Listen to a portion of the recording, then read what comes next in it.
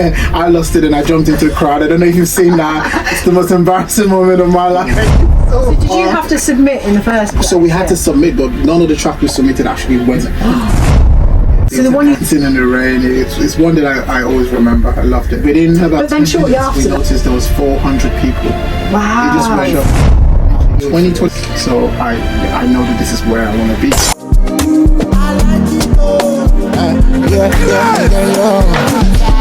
And It's BBC Introducing with Kerrie Cosh, and this week we have a double whammy on featured artists because the artist that I'm about to speak to is in with a chance of winning at least one Grammy. That is right, potentially in the mix for a Grammy. I'm talking about Northampton's great Adamz, who we've supported on this show. Last year released his album called Blessed Boy, which was a long time coming in the pipeline, and oh my days, it has been received in a fantastic way. So much so that internationally he's now getting nods for it, and he's in the studio. What's up? Yeah, I'm good, Kerrie. Lovely to see you. Great, it's so nice to see you, because I think last time we actually crossed paths, you were performing at Music Barn in Kettering. That's the right. weather wasn't really on your side, Yeah.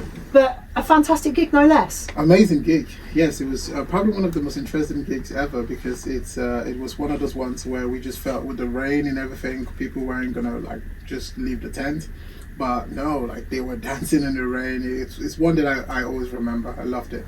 But then shortly after that, because that was like the pre-warm-up to Latitude, right? Because Yes. you also pulled up at Latitude. Now, Yeah. when I saw that you were playing on the stage, it looked absolutely packed. Yeah. But that wasn't the case right from the No. beginning, was it? You had to bring the crowd. We had to, yeah. So we got on stage, and actually there was probably about 20 people there, and I just went, oh, okay, let's see what happens here. And it was kind of a scary one, because I realized that Sting was about to go on stage. Competing with Sting, eh? So, yeah.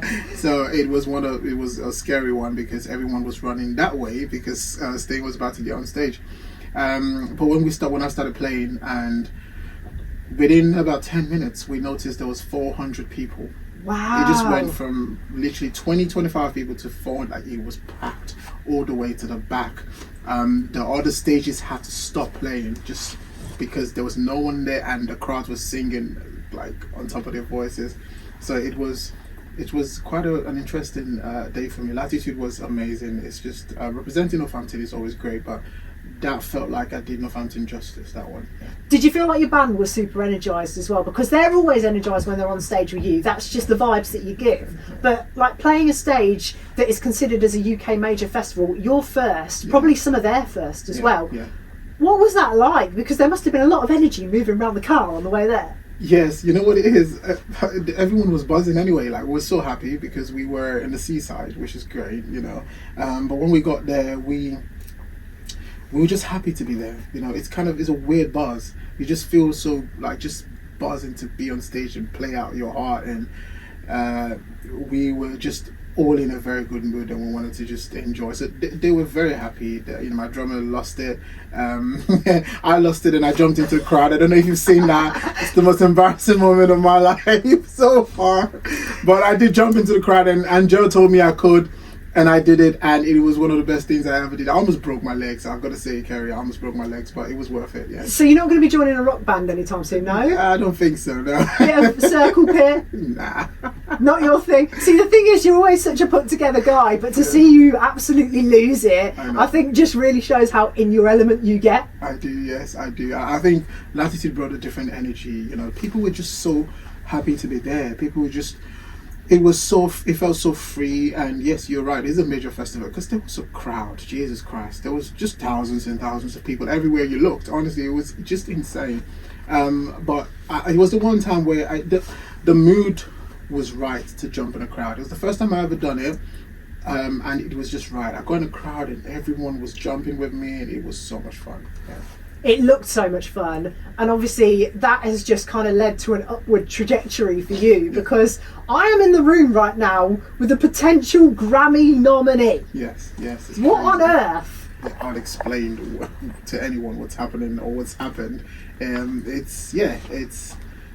it's a weird one because I didn't necessarily think that I'll be here. I'll be honest with you. I mean, you always think there's a process to how things will go, but this is just crazy. To get the nomination for 2 categories in the Grammys is crazy. 1 would have been great, but 2, it's just incredible. And to know how the process was as well, to get him picked made it even more special. Yeah.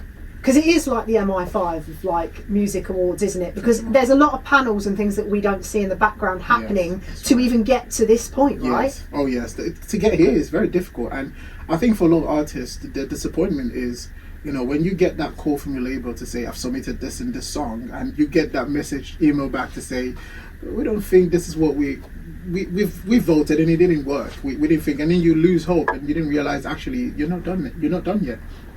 It's always good. This is why people drop albums, because people might not like singles, but there might be a song on the album that touches everyone. And the song that everyone took out of that album is probably my favorite song on the album anyway. Love Your Neighbor. Love Your Neighbor, yeah. And it was such a great song. I remember doing a campaign for the song and doing a lot of things that you can probably remember, but it's one that people thought deserved a Grammy nomination. So yeah. Well, the thing is, the album as a whole, I think, is probably in my top 5 of the 20s, because not just it brings that level of joy into your life, but I think with your album, it really made me feel grateful for everything I do have, and I think that's the concept that that's you exactly as an artist. What I wanted to do, yes. Exactly, and that's the thing, because obviously you're a normal guy, you're a dad, you've got a wonderful wife, you've got a wonderful family, and a support network behind you. So that really conceptualised, I think, how you probably put yourself across on stage, yeah? Absolutely, 100%. It's the album itself just kind of I really wanted the album to really give people the vibe of who I am as a person, and the Blessed Boy album is just something that I feel that a lot of people are starting to understand now. We've just started to push a song on an album called Jeje, and a lot of people have seen probably me carrying a massive poster around Northampton saying, and all I'm trying to say with that song is to take life easy, to enjoy life. Drink a little bit, don't drink, enjoy, just be a bit more less with the things you do. And that's what the album's about. It's just enjoying life and being happy and being grateful for what you have, rather than complain about what you don't have. So you are now obviously entering the big leagues, because let's call the Grammys, the big leagues, let's face it. What do your kids and your wife think of this? Because they're living in a house with somebody who has just basically got to a really late stage of the Grammys nominations. It's such an incredible question you just asked. Honestly, they don't see me any different. It's just dad to my daughters. My wife's excited. Obviously, she's buzzing. She's like, wow, I can't believe, you've gotten here. And there's that element of stuff. My kids don't really care. They should still step on my face in the morning, and they still sit on wherever they can find it that is suitable. Yeah, there is a buzz, but I think it's just, we're starting to realize now that, second album has to be 10 times better, and next year has to be bigger. It's more pressure, I'll be honest, Kerrie. It's more pressure, but I'm built for this, so I know that this is where I want to be. Well, this is the thing I wanted to talk to you about, because you've had moments in your career where you felt it's not always going to plan, it's not always going the way you wanted it to. Correct. But then also you've had these amazing highs. So how have you managed to kind of navigate through that as an artist? Because it has been tough, right? You mentioned your wife is so made up for you, but at the same time she's watched you struggle, She has, yeah. I think the biggest thing for me is I felt like sometimes the wait is always the most difficult part of everything, because you always believe in your potential, but you sometimes just don't feel like everyone else understands you and understands what you're trying to do. It can be very difficult, it can be very frustrating. Sometimes you want to get to a certain place, but you've got no power to control that. And as a singer, all you can do is get back in the studio, and that's what a lot of people don't understand. To go through a difficult time and still go in the studio, it's the hardest thing you would ever do. I say this all the time. But how I get through it is by just believing in myself. I feel like sometimes we put too much pressure on the world to believe in what we're doing. Sometimes if you don't believe in it, people won't believe in it. I'm grateful for certain people in my life, and I say this all the time. You know, I give Kerrie Cosh a shout out everywhere I go. People don't understand why. You do. I do, yes, but people don't understand why, Kerrie. It's not because, you know, it's not because I just want to call your name. The truth of the matter is, the words play my music at the moment, but there was a time where there was only one person playing it, and that was Kerrie Cosh. From my sins. From my sins. Absolutely. But the thing is, I think you believe so much in yourself. We believe in you. Like, there's been many stations on the BBC that also believe in you. You know, getting a 6 music track of the week, Yes. getting featured on 1 Extra, Yeah. clearly goes to show that that belief is becoming more and more widespread. But absolutely. I think what the most important thing to take away from this is that you believed in you Yes. when you felt like nobody did. Absolutely.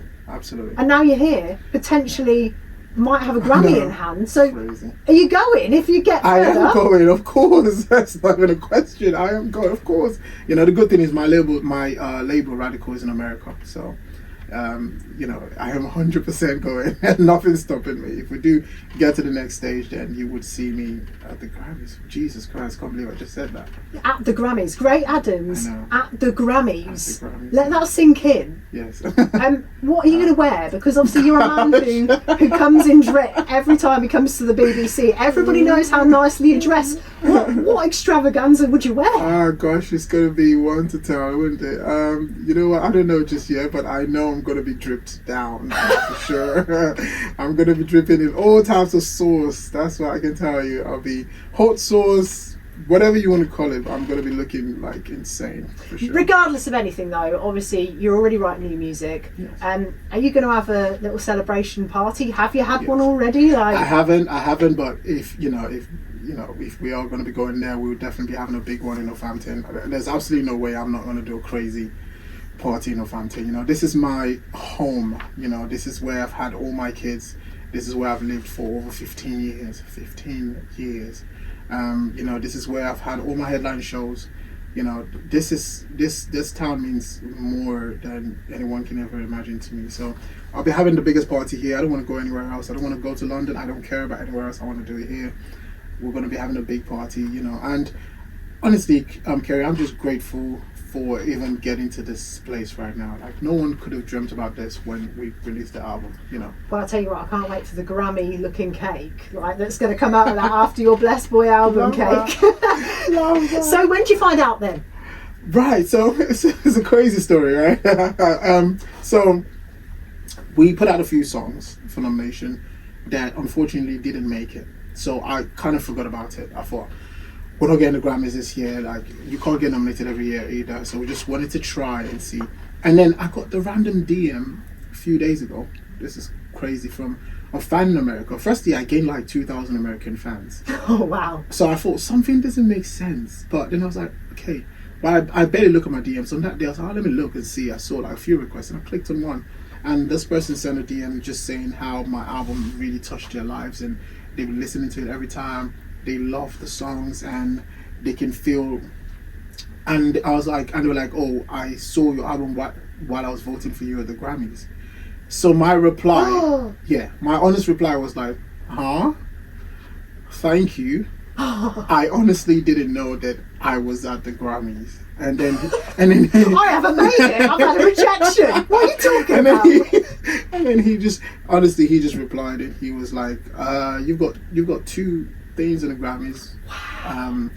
Do check it out, because voting finishes on the 15th. This was like on the 10th, like 5 days before voting ends. And I was like, huh? So I rang the label, and they're like, oh, we did nominate some songs, but Not that one, and we didn't get nothing back. But then I saw the email and I realized that no, they've actually put us in for 2 really great categories, which is for the album and for a single called Love Your Neighbor. Well, I'll tell you what, both fantastic. The album, fantastic. The single, fantastic. Thank you so much for coming on, and we will be keeping an eye on how far this progresses. Of course. This week's featured artist is Great Adamz, and he could be in with a chance of winning a Grammy. And here is the tune that, as a standalone single, has been nominated. This is Love Your Neighbour on BBC Introducing. Thank you so